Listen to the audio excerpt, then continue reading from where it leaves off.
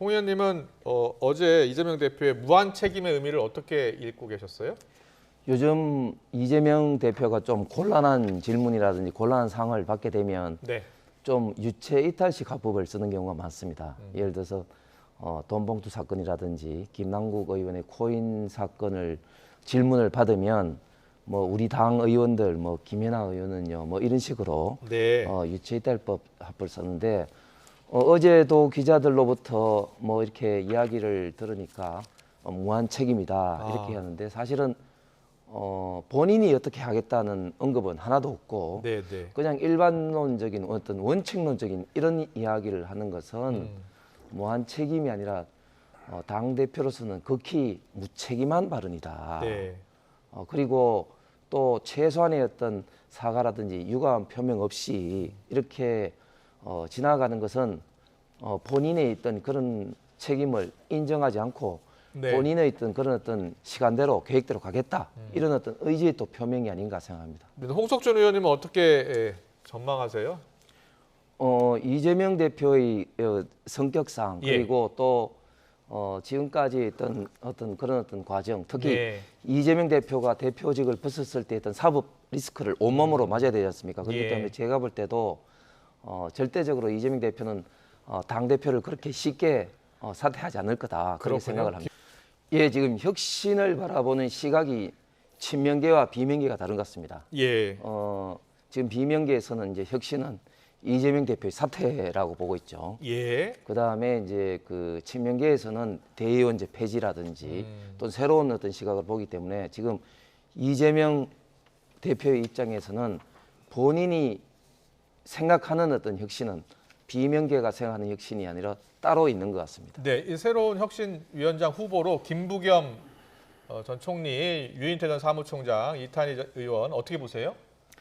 아마 지금 당내에서는 아마 찾기가 힘들 겁니다. 예. 그렇기 때문에 자꾸 이제 당내 이야기가 나오기 때문에 아마 당외에서 못 찾을 때는 이분들 중에 뭐 또 다른 분들이 있을 수 있겠죠. 네. 이분들 중에 될 가능성이 제가 볼 때도 많을 것 같습니다. 네.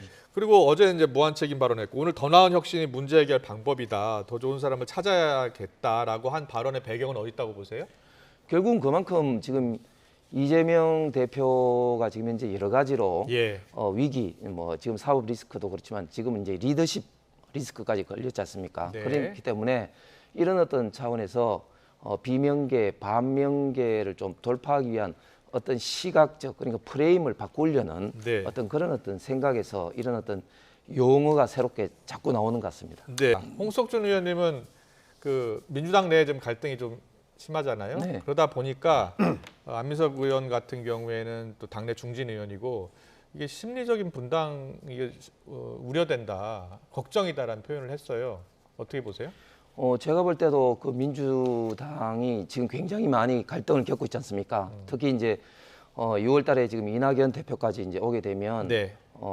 사실은 이제 분당의 가능성도 배제할 수 없다. 그러나 또 민주당은 또 그 이후에 또 결합도 사실 잘하는 당이죠. 그렇기 때문에 앞으로의 어떤 가능성, 특히 이제 총선전에 어떻게 될 거냐 이런 어떤 측면에서는 과거 사례 봤을 때는 굉장히 지금 안민석 의원처럼 어떤 심리적 어떤 분당 어떤 가능성이 실현화될 수도 있다 이렇게 좀 생각이 듭니다. 저희들은 사실은 비윤계가 사실은 거의 없죠. 거의 없고 그리고 네. 또 지난 이제 보수 정권에서 이제 바른당, 바른미래당의 어떤 그런 어떤 분당의 어떤 뭐랄까 어떤 그 역사적 교훈이랄까 예. 그런 어떤 학습 효과로 인해서 분당하면은 공멸한다 이런 어떤 의식이 좀 있기 때문에 과거 같은 그런 어떤 분당의 가능성은 거의 없다고 봅니다.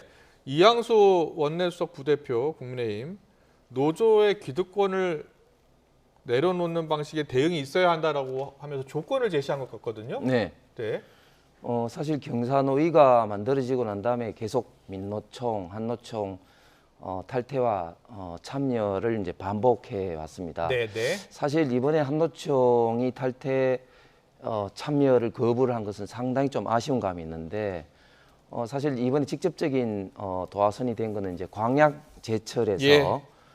불법 시위를 하면서 경찰에게 곤범과 그리고 정글도를 휘두른 그 금속 그 노조 산하의 예. 어떤 간부를 경찰이 이제 진압한 그것이 이제 직접적인 어떤 계기입니다만은 근본적 예. 간접적으로는 노조의 어떤 재정 공개라든지 이런 어떤 불만이 좀 쌓여 왔었죠. 예, 그래서 정부 입장이고 노조 입장에서는 강경 진압, 또 그렇습니다. 구속, 그렇습니다. 그것 때문에 지금 예, 그렇습니다. 대화 그리고- 중단한 예, 거예요?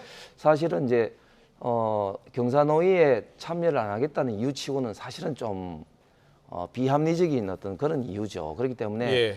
이런 측면에 대해서 정부와 마음을 좀 열어놓고 한국노총이 좀 더 이야기를 좀 했으면 좋겠고 예. 그러면서도 또 이제 최저임금위원회는 계속해서 참여한다고 합니다. 그러니까 그게요. 지금 내년도 최저임금 회의를 열어야 되잖아요. 노동계 네네. 대표가 나와야 되잖아요. 그렇습니다. 예. 그러니까 경사노위 참여 안 해도 거기는 참여한다고 이야기를 하는 거죠. 아, 예. 네, 그렇기 때문에 조금 또 태도가 또 일관적이지도 않다 이런 좀 아쉬움을 이야기합니다. 그런데요, 오늘 여당 의원 하태경 의원이 이런 말을 했어요.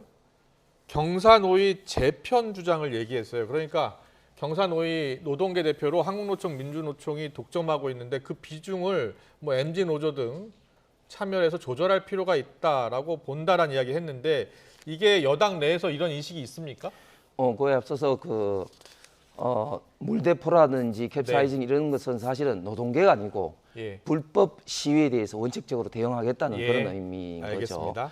그다음에 말씀하신 지금 현재 그 한노총이 이제 조합원이 한 123만 명 정도 됩니다. 예. 그리고 민노총이 121만 명. 그래서 예. 우리나라 전체 노조 가입률이 한 14% 가까이 됩니다. 그렇군요. 예, 그렇기 때문에 사실은 이제 경사노위를 구성을 했을 때는 결국은 이제 그 두 개 노총이 대표적인 단체는 맞았습니다만 예. 지금은 MG 노조라든지 새로운 어떤 노조가 많이 생겼습니다. 아. 그리고 그 비중도 무시 못할 수준입니다. 예, 그렇기 때문에 예. 앞으로는 노동계의 입장을 정확하게 반영하기 위해서는 예. 한노총과 민노총으로만 경사노위를 구성하는 것은 정부 이거는 여당의 비합리적이다. 정부 여당이 생각하고 있는 아이디어예요?